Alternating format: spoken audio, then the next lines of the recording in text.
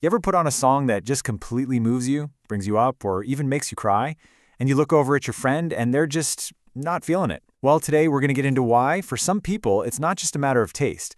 We're diving into the pretty wild science of why some people literally can't feel pleasure from music. It's a real neurological condition, and the answer is all tangled up in our brain's wiring. So let's get into it. Yeah, we've all heard this one, right? Music is food for the soul. It's this idea that music is a universal language of emotion, something that brings joy to pretty much everyone. I mean, it seems totally obvious. But what if it's not?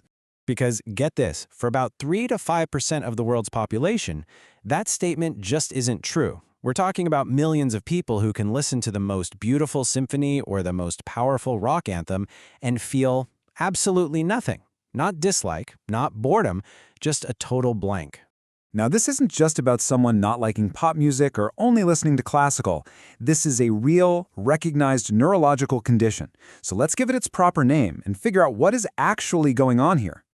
Okay, so the official term is musical anhedonia, and what's so fascinating about it is how specific it is. This has nothing to do with being hard of hearing. Their hearing is perfect. They can tell you about the pitch, the rhythm, all the complex parts of the music. And it's not like they can't feel joy in general, which you might see in something like depression. No, they'll still love their favorite food, they'll get a real kick out of winning a game. It is only music that does nothing for them. So this sets up an incredible puzzle, right? The ears are working, the brain's pleasure center is working just fine. So, what's the missing link? Where is the process breaking down? That's the big mystery we're going to solve. And it turns out the answer isn't in one single broken part. It's all about the relationship, or lack thereof, between two totally separate systems in the brain that need to work together to create that feeling of musical bliss. So think of it like this. On one side, you have the auditory system. This is all the brain machinery that processes the actual sound. It hears the notes, understands the melody, follows the beat. On the other side, you've got the brain's reward system. This is that deep, ancient part of you that gives you a rush of pleasure when you eat something amazing or accomplish a goal. Now, for you to actually feel joy from music, the auditory system has to be able to call up the reward system and get it involved. So let's run a quick diagnostic. First, the auditory system. Sound comes in, gets turned into electrical signals, shoots up to the auditory cortex. Check, check, check. For people with musical anhedonia, this whole pathway works flawlessly. In fact, they can often recognize the emotion in the music. They can tell you if a song sounds happy or sad, they just don't feel that emotion themselves. So we can go ahead and give the hearing part of the brain a clean bill of health. The signal is being received loud and clear, which honestly just makes the mystery deeper and puts the spotlight squarely on that reward system. But here's the big twist. When scientists actually test the reward system in people with musical anhedonia, they find that it's also working fine.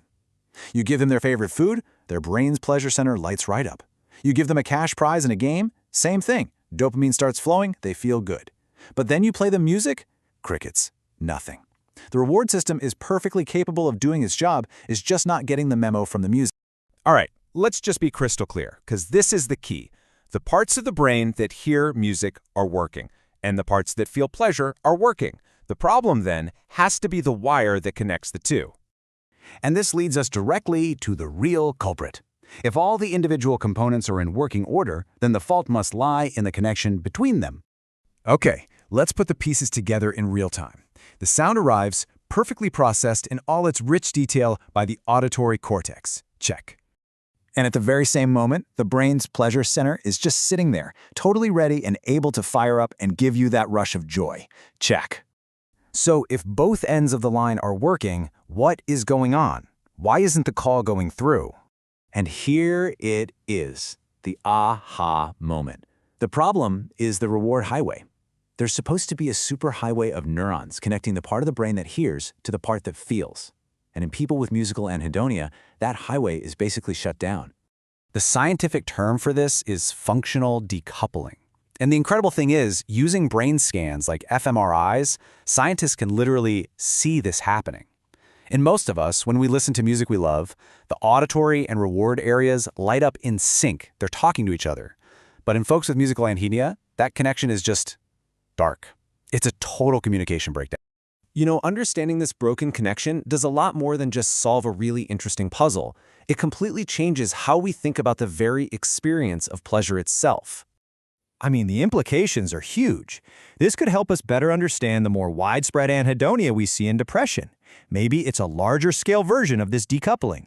It even points toward potential future therapies, like using non-invasive brain stimulation to try and rebuild that faulty highway. But the biggest takeaway for me is this: pleasure isn't automatic. It's something our brain has to actively construct by making the right connection. This quote just nails it. The joy you feel from a song isn't actually in the sound waves. Your brain literally builds that feeling by creating a perfectly timed conversation between what you hear and how you feel. It's this beautiful and apparently fragile bit of neural choreography. And that leaves us with a final thought to chew on. If something as primal as the joy we get from music all comes down to the strength of a neural connection, it really makes you wonder, doesn't it? What other important experiences in our lives, from empathy to understanding, all depend on connections we might not even be aware we need to build?